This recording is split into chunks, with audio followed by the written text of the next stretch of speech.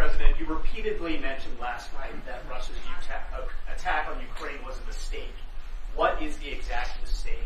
And have you given Putin a deadline to actually move toward a ceasefire? The mistake was letting the war happen. If Biden were competent, and if Zelensky were competent, and I don't know that he is. We had a rough session with this guy over here. He just kept asking for more and more. That war should have never been allowed to happen. That war, I went 4 years and Putin wouldn't even bring it up. And as soon as the election was rigged and I wasn't here, that war started. There was no way that war should have been allowed to happen. And Biden should have stopped it. And you take a look at Putin. I'm not saying anybody's an angel.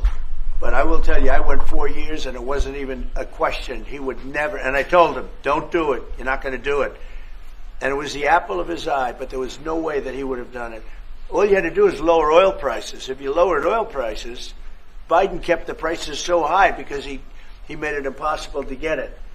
If you lowered oil prices, you would have never had the war. But you wouldn't have had it with me anyway. That war would have never happened. And I think it's a great abuse. So now what do? You get a country where 25% of its land is gone, and the best locations, where millions of people are killed. You know, you haven't reported accurately the death. And this was Biden's war, and I'm trying to stop it. And I think we're going to do a good job. I hope we're going to do. They lose 2,500 young people a week, think on average. Now, they're Russians and they're Ukrainians, but it's 2,000. We don't care. It's like whatever it is. They're not from your country, they're not from mine, but I want to stop it. 2,500, it's a killing field. It's like the Civil War. You take a look. I look at the satellite pictures.